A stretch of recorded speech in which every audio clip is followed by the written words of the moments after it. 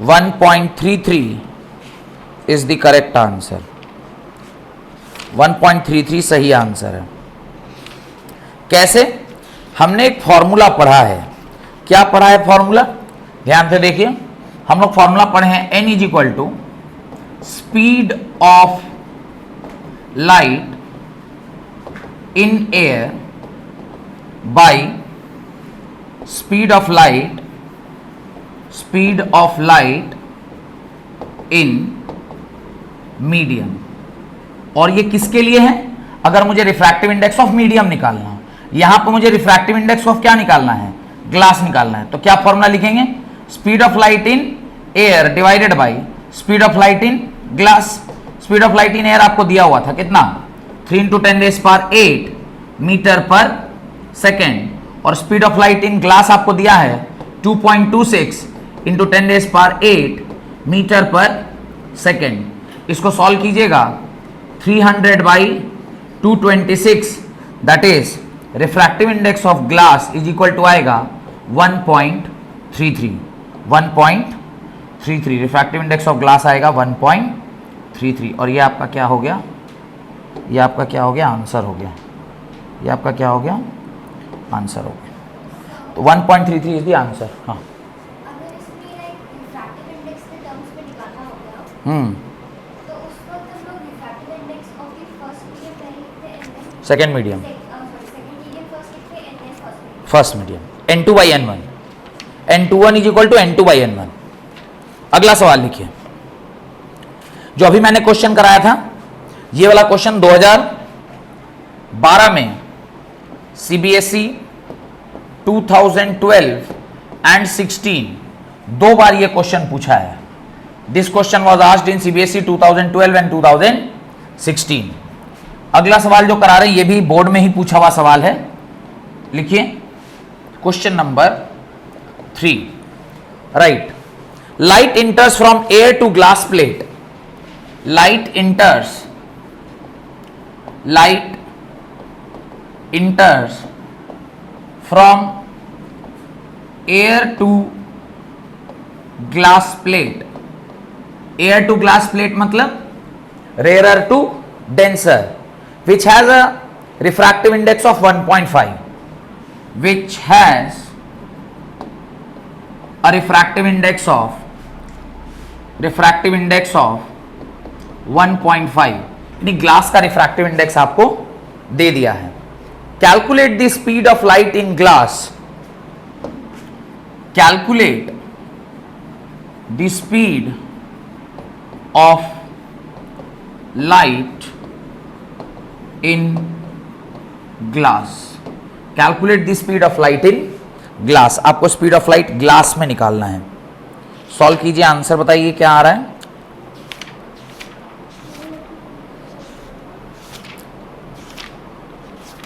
बोलिए बाबू।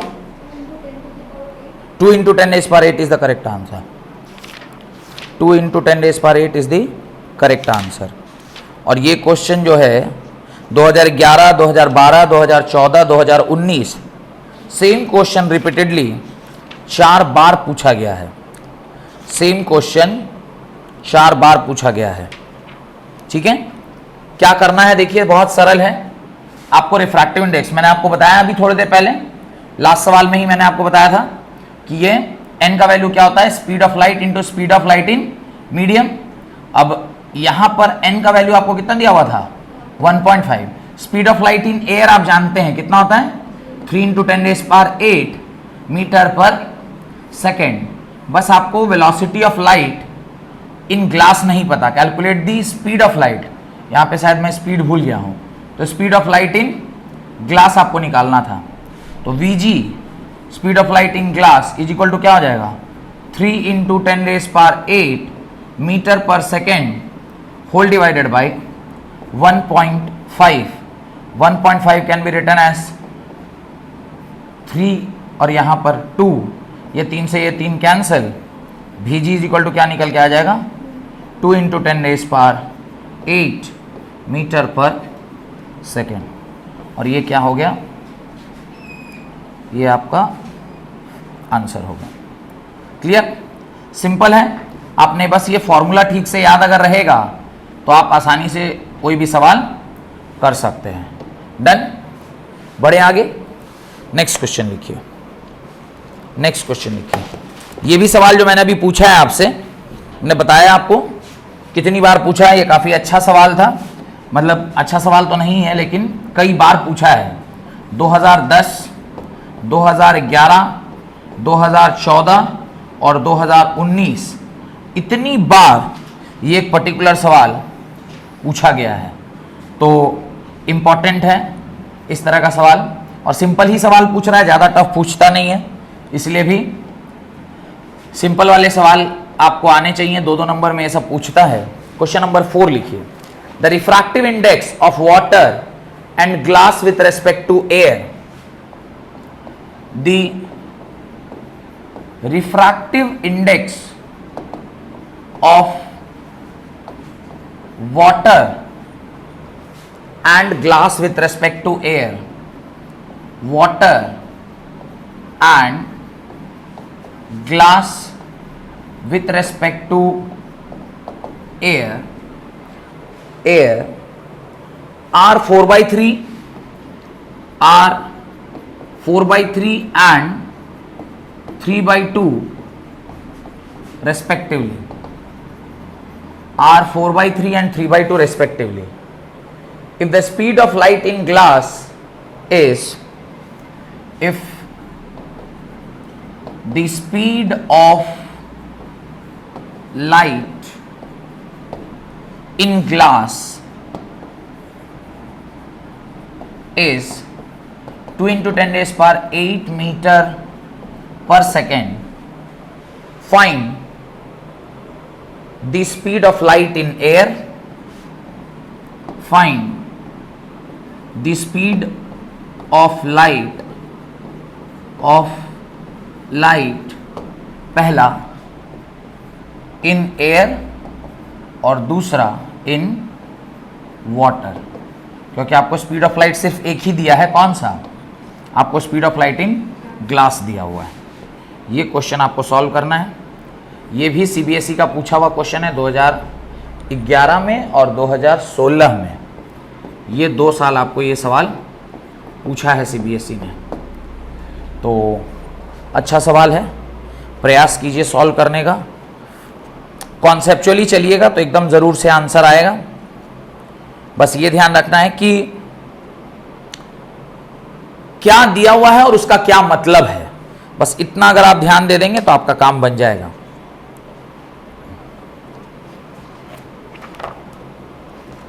थोड़ा सा बुद्धि लगाइए, जरूर आंसर आएगा।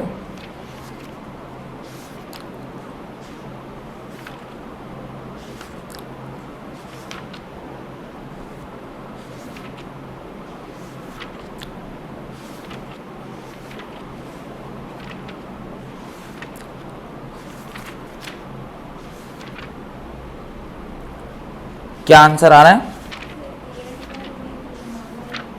एयर का निकालना क्या है वो तो पता ही रहता है कि क्या आने वाला है, बस उसकी वैल्यू को सॉल्व करके निकाल देना है।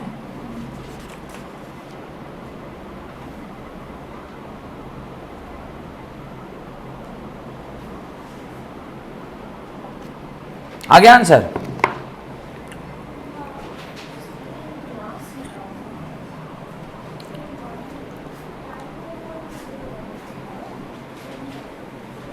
आपको सिंपली स्पीड ही निकालना है। Speed of light in air and speed of light in water, और दोनों रिफ्रैक्टिव इंडेक्स दिया हुआ है। Refractive index of water and glass with respect to air. तो क्या दिया हुआ है अगर वो आप ठीक से समझ जाएंगे तो आप निकाल लेंगे।